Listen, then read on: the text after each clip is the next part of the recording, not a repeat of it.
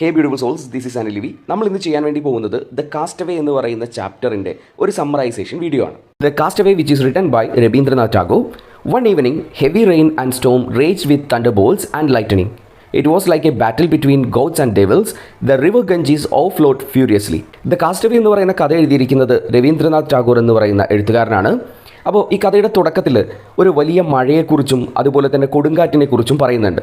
ദൈവവും ദൈവത്തിൻ്റെ ശത്രുവും തമ്മിൽ യുദ്ധം തുടങ്ങി എന്നാണ് എഴുത്തുകാരൻ പറയുന്നത്. വലിയ രീതിയിൽ മഴയും കൊടുങ്കാറ്റുമൊക്കെ ഉണ്ടായപ്പോൾ ആ ഗംഗാ നദി നിറഞ്ഞു കവിഞ്ഞൊഴുകാൻ എല്ലാവരെയും പേടിപ്പിക്കുന്ന ഒന്നായിട്ടത് മാറുകയും ചെയ്തു.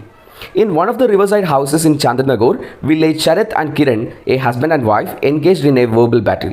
ഈ വലിയ മഴയും അതുപോലെ കൊടുങ്കാറ്റും ഒക്കെ ഉണ്ടാവുന്ന സമയത്ത് ചന്ദ്രനഗൂർ എന്ന് പറയുന്ന ആ ഗ്രാമത്തിൽ ശരത്തും ശരത്തിൻ്റെ ഭാര്യയായിട്ടുള്ള കിരണും അവർ തമ്മിൽ വലിയൊരു വാക്ക് തർക്കം നടന്നുകൊണ്ടിരിക്കുകയായിരുന്നു.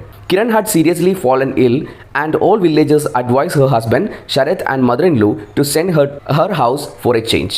കല്യാണത്തിന് ശേഷം കിരണിന് ഒരു അസുഖമുണ്ടാവുകയും അസുഖമുണ്ടായിട്ട് അവൾ മരണത്തിൻ്റെ അടുത്തോളം എത്തുകയും ചെയ്തു.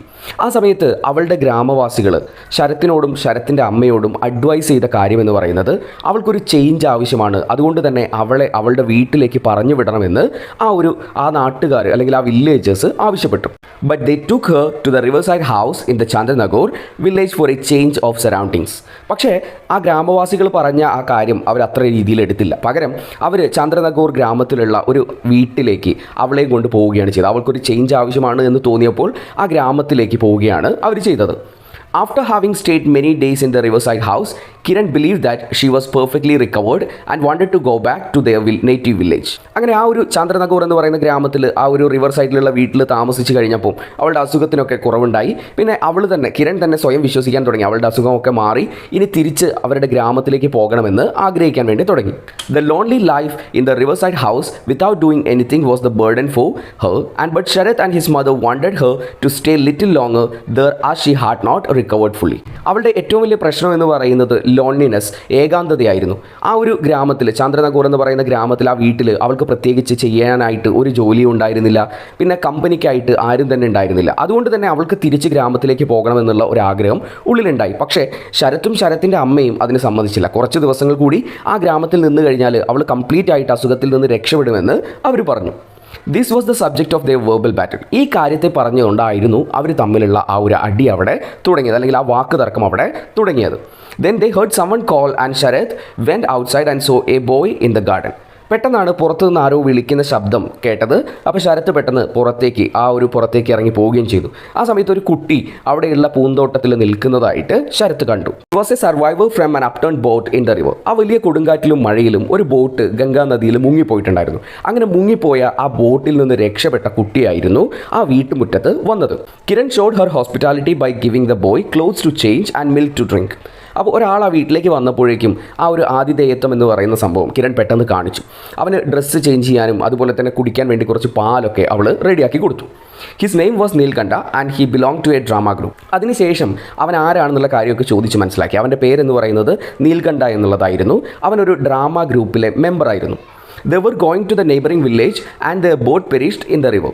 അപ്പോൾ അവർ ഒരു ഡ്രാമ കളിക്കാൻ വേണ്ടിയിട്ട് അടുത്തുള്ള ഗ്രാമത്തിലേക്ക് യാത്ര ചെയ്യായിരുന്നു. ആ സമയത്താണ് ആ ബോട്ട് നശിച്ചു പോകുന്നത്. He survived and he had no idea about others. അപ്പം അവൻ ആ ഒരു പുഴയിൽ വീണപ്പോൾ അവിടെ നിന്ന് രക്ഷപ്പെട്ട് ആ ഒരു വീട്ടിലേക്ക് എത്തി. പക്ഷേ അവൻ്റെ കൂടെയുള്ള ആൾക്കാരെ കുറിച്ച് അവന് അറിയില്ലായിരുന്നു. Nilkantha's presence was a boon to the family. അപ്പോൾ നീൽകണ്ഠ ആ വീട്ടിലേക്ക് വന്നത് സത്യത്തിൽ ഒരു അനുഗ്രഹമായിട്ടാണ് ആ കുടുംബത്തിന് തോന്നിയത്.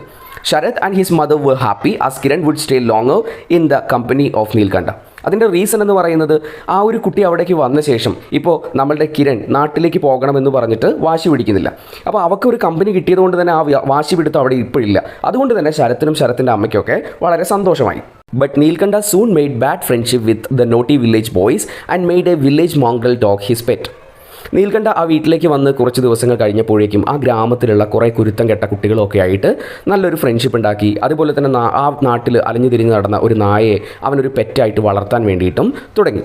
He and his friends made all mischiefs and Sharath and his mother wished for his departure from the house. ഓരോ ദിവസം കഴിയുന്തോറും നമ്മളുടെ നീൽകണ്ഠയും നീൽകണ്ഠൻ്റെ കൂട്ടുകാരും ചേർന്നിട്ട് ധാരാളം കുരുത്തക്കേടുകൾ ഉണ്ടാക്കുകയും ആ കുരുത്തക്കേടുകളൊക്കെ ശരത്തിനും ശരത്തിൻ്റെ അമ്മയ്ക്കൊക്കെ ഒരു തലവേദനയായി മാറുകയൊക്കെ ചെയ്തു. അങ്ങനെ അവർ തന്നെ ആഗ്രഹിക്കാൻ വേണ്ടി തുടങ്ങി, എന്താണ് ഈ ചെക്കൻ ഈ വീട്ടിൽ നിന്ന് പോവാത്തത്, ഒന്ന് പോയിരുന്നെങ്കിൽ എന്ന് അവർ ആഗ്രഹിക്കാൻ തുടങ്ങി. Neelkanth performed various theatrical performances to entertain Kiran and she enjoyed his company. അപ്പോൾ നമ്മളുടെ കിരണിൻ്റെ മുൻപിൽ കുറച്ച് നാടകങ്ങളുടെ ഒക്കെ വേഷങ്ങൾ അഭിനയിച്ച് കാണിക്കുക എന്ന് പറയുന്ന ഒരു ഡ്യൂട്ടി മാത്രമായിരുന്നു നീൽകണ്ഠയ്ക്ക് ആ വീട്ടിലുണ്ടായിരുന്നത്. അപ്പോൾ പലപ്പോഴും അവളുടെ മുന്നിൽ ഇതേപോലെ അവളെ എൻ്റർടൈൻ ചെയ്യുക എന്ന് പറയുന്നതായിരുന്നു അവൻ്റെ ജോലി. Neelkanth was also very happy as he got motherly and sisterly love and care from Kiran. അപ്പോൾ നമ്മുടെ നീൽകണ്ഠയെ സംബന്ധിച്ചിടത്തോളം ആണെങ്കിൽ അവനും വളരെ സന്തോഷത്തിലായിരുന്നു. ഒരു അമ്മയുടെ ഒരു സഹോദരിയുടെ സ്നേഹമൊക്കെ ഇപ്പോൾ ആ കിരണിൽ നിന്ന് അവന് ലഭിക്കുന്നുണ്ട്. She supported all his naughtiness while Sharat opposed him and punished him. അപ്പോൾ എന്ത് തെറ്റ് അവൻ ചെയ്തു കഴിഞ്ഞാലും അവനെ സപ്പോർട്ട് ചെയ്യാൻ വേണ്ടിയിട്ട് കിരൺ ഉണ്ടായിരുന്നു. എപ്പോഴൊക്കെയാണോ ശരത് അവനെ എതിർക്കുന്നതും അടിക്കുന്നതും ആ സമയത്തൊക്കെ അവനെ സപ്പോർട്ട് ചെയ്യാൻ വേണ്ടിയിട്ട് കിരൺ ഉണ്ടായിരുന്നു. Meanwhile, Sharath's younger brother Sadish came there to spend his vacation. അങ്ങനെ പോയിക്കൊണ്ടിരിക്കുന്ന സമയത്താണ് ശരത്തിൻ്റെ ബ്രദറായിട്ടുള്ള സതീഷ് ആ വീട്ടിലേക്ക് അവൻ്റെ വെക്കേഷൻ സ്പെൻഡ് ചെയ്യാൻ വേണ്ടിയിട്ട് വരുന്നത്. Kiran and Satish were of the same age and they engaged all the time in merry making with pearls of laughter. അപ്പോൾ നമ്മുടെ കിരണും സതീഷൊക്കെ ഒരേ പ്രായത്തിലുള്ള ആൾക്കാരാണ്. അതുകൊണ്ട് തന്നെ അവരെപ്പോഴും ഒന്നിച്ചായിരിക്കും. അതുപോലെ തന്നെ വളരെ ഹാപ്പി ആയിട്ടാണ് ഇപ്പോൾ കിരണിനെ കാണുന്നത്. കാരണം രണ്ടുപേരും ധാരാളം കുരുത്തക്കേടുകൾ ഒപ്പിക്കുകയും വളരെ ഹാപ്പി ആയിട്ട് ആ ഒരു ലൈഫ് മുന്നോട്ട് പോകുമായിരുന്നു. Neelkanth felt that Kiran ignored him and his thought made him angry. അപ്പോൾ നമ്മുടെ നീലകണ്ഠയെ സംബന്ധിച്ചിടത്തോളം അവൻ്റെ ഉള്ളിൽ some kind of a possessiveness ഉണ്ടായി വരികയാണ്. കാരണം കിരൺ ഇപ്പോൾ അവനെ അവോയ്ഡ് ചെയ്യുന്നതായിട്ട് അവന് തോന്നി. അതുകൊണ്ട് തന്നെ സതീഷ് കാരണമാണ് അവോയ്ഡ് ചെയ്യപ്പെടുന്നത് എന്നുള്ള തോട്ട് കൊണ്ട് അവൻ്റെ ഉള്ളിൽ ഒരു ദേഷ്യം ഉണ്ടാവുകയും ചെയ്തു. He wanted to take revenge upon Satish. അപ്പോൾ അവൻ ഒരു കാര്യം തീരുമാനിച്ചു, സതീഷിനെതിരായിട്ട് ആ റിവെഞ്ച് എടുക്കാൻ വേണ്ടി അവൻ തീരുമാനിച്ചു. So he took Satish favourite ink stand to throw it into the river. അപ്പോൾ അതുകൊണ്ട് തന്നെ സതീഷ് കൽക്കട്ടയിൽ നിന്ന് കൊണ്ടുവന്ന ഒരു ഇങ്ക് സ്റ്റാൻഡ് ഉണ്ടായിരുന്നു, അതവൻ മോഷ്ടിച്ചു. എന്നിട്ട് അത് പുഴയിൽ കളയാനാണ് അവൻ തീരുമാനിച്ചത്.